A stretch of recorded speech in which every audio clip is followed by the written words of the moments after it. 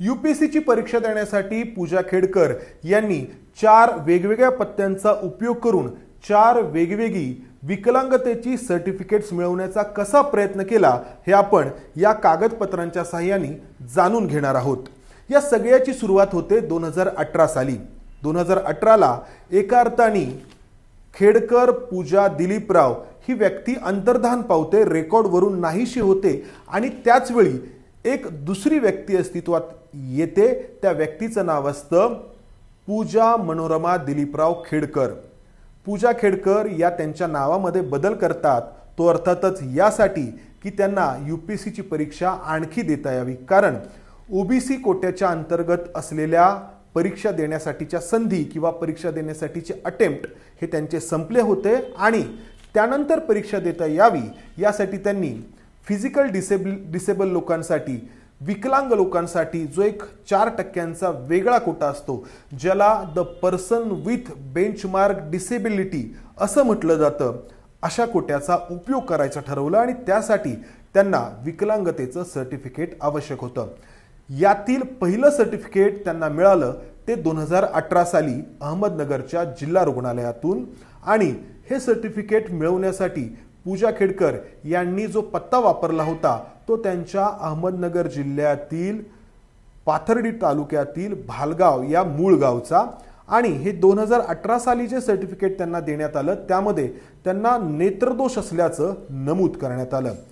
त्यानंतर या पूजा खेडकर यांनी 2021 ला पुन्हा या अहमदनगर जिल्हा रुग्णालयातून आणखी एक विकलांगतेचं सर्टिफिकेट मिळवलं। हे सर्टिफिकेट वेगळं या अर्थाने होतं की या सर्टिफिकेटमध्ये पूजा खेडकर यांना मल्टिपल डिसेबिलिटी अर्थात बहुविकलांगता असल्याचं नमूद करण्यात आलं होतं, म्हणजे त्यांना दृष्टिदोष असण्याबरोबरच मेंटल इलनेस असल्याचं देखील नमूद करण्यात आलं होतं आणि या सर्टिफिकेटचा उपयोग करून पूजा खेडकर यांनी यूपीएससीची परीक्षा द्यायचं ठरवलं।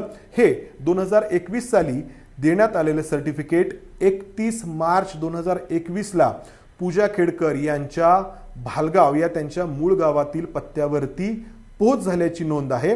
हे सर्टिफिकेट जरी आरोग्य विभागाकडून देण्यात आलं तरी ते पोहोच करण्याची जबाबदारी ही सामाजिक न्याय विभागाची होती, जी जबाबदारी 31 मार्च 2021 ला पूर्ण करण्यात आली आणि त्या सर्टिफिकेटचा उपयोग करून ऑक्टोबर 2021 मध्ये होणार असलेली यूपीएससीची परीक्षा पूजा खेडकर यांनी दिली आणि त्यासाठी या पूजा खेडकर यांनी जो पत्ता निवडला तो त्यांचा पुण्यातील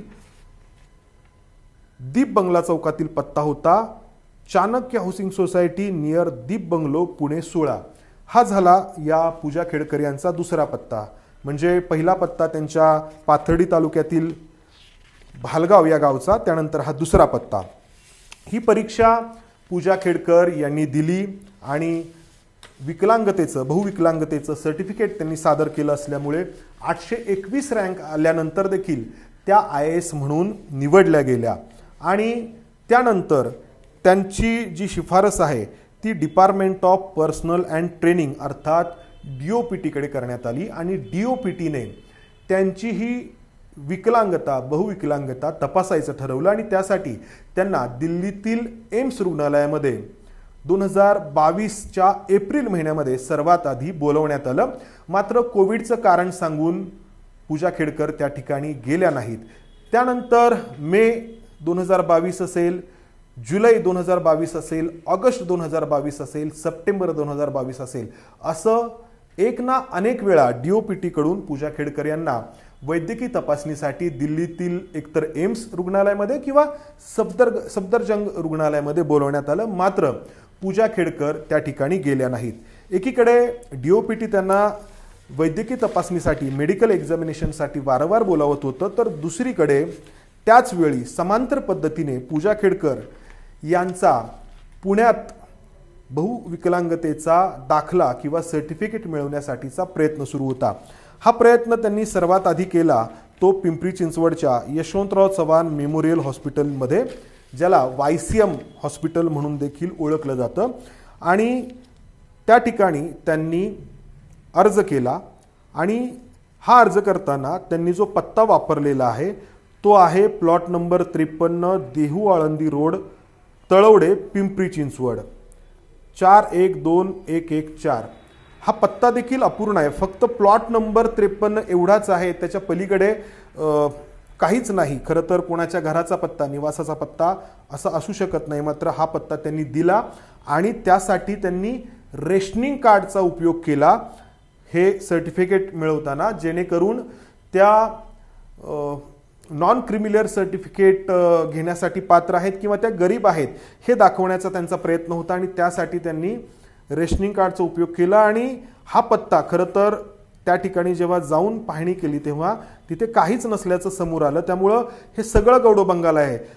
खोटा पत्ता आहे, खोटं रेशनिंग कार्ड आहे, या सगळ्याची चौकशी खरं तर होण्याची गरज आहे. हा झाला पूजा खेडकर यांचा तिसरा पत्ता. आणि त्यांनी या वायसीएम रुग्णालयामध्ये अर्ज दाखल केल्यानंतर त्या ठिकाणी त्यांची वैद्यकीय तपासणी झाली आणि गमतीचा भाग म्हणजे अहमदनगरच्या जिल्हा रुग्णालयातील डॉक्टरांना जी डिसेबिलिटी, जी विकलांगता पूजा खेडकर यांच्यामध्ये आढळली होती, म्हणजे त्यांना नेत्रदोष असल्याचं आणि त्यांना मेंटल इलनेस असल्याचं अहमदनगरच्या डॉक्टरांना आढळलं होतं, ते या वायसीएमच्या डॉक्टरांना अजिबात आढळलं नाही. मात्र त्यांना एक तिसऱ्या प्रकारची विकलांगता त्यांच्यामध्ये आढळून आली, ती म्हणजे त्यांच्या डाव्या पायाला असलेला अधूपणा.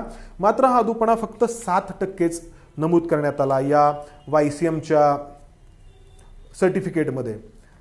अर्थात हा 7% अधूपणा पुरेसा नव्हता विकलांग स्वतःला सिद्ध करून UPSC मार्फत IAS दर्जा मिळवण्यासाठी. त्यामुळं या पूजा खेडकर यांनी पुन्हा चौथ्यांदा या विकलांगतेचं सर्टिफिकेट मिळवण्यासाठी प्रयत्न केला, तो पुण्यातील औंध जिल्हा रुग्णालयामध्ये. आणि हा जो वायसीएम मधला त्यांचा जो प्रयत्न आहे तो आहे 24/8/2022चा. त्यामध्ये फक्त 7% अधूपणा नोंद झाल्यानंतर त्यांनी 11/10/2022ला औंध जिल्हा रुग्णालयामध्ये प्रयत्न केला आणि इथे त्यांचा चौथा पत्ता समोर येतो. तो चौथा पत्ता आहे national housing society, Haveli, Pune. मात्र या औंध जिल्हा रुग्णालयाने त्यांना विकलांगतेचं सर्टिफिकेट देण्यास टाळलं, नकार दिला. कारण तोपर्यंत या विकलांग व्यक्तींना जी सर्टिफिकेट्स दिली जात आहेत त्यासाठी एक नंबर अस्तित्वात आला होता आणि सिस्टीममध्ये तो नंबर टाकल्यानंतर त्या व्यक्तीला याआधी विकलांगतेचं सर्टिफिकेट दिलं आहे का हे स्पष्ट होत होतं. आणि औंध जिल्हा रुग्णालयाला जेव्हा हे लक्षात आलं की या पूजा खेडकर यांना वायसीएममधून आधीच एक सर्टिफिकेट देण्यात आले, तेव्हा त्यांनी नवं सर्टिफिकेट द्यायला नकार दिला.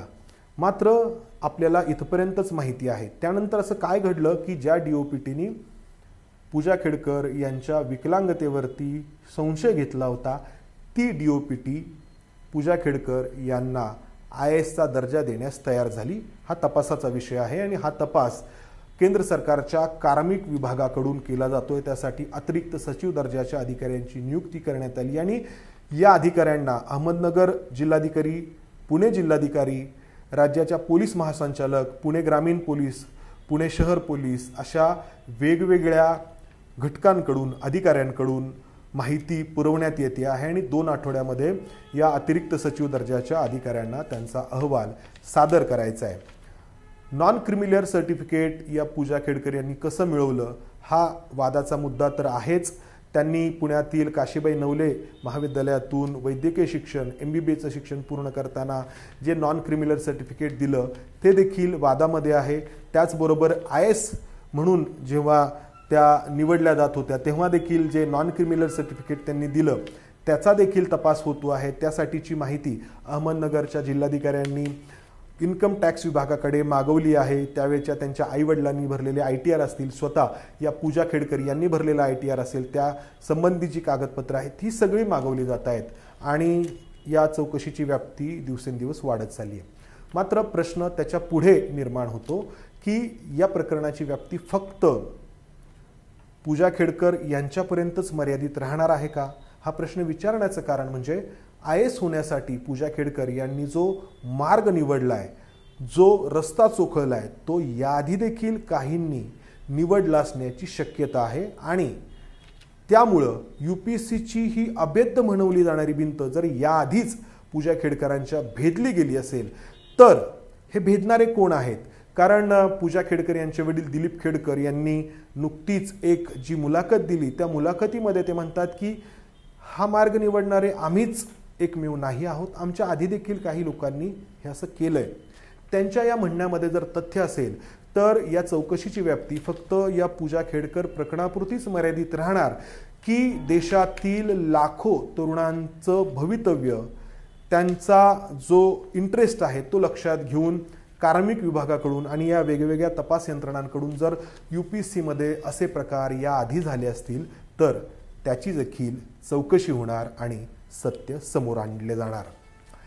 कॅमेरामन विजय राऊतसह मी इथेच थांबतो. धन्यवाद. ABP माझा, उघडा डोळे बघा नीट.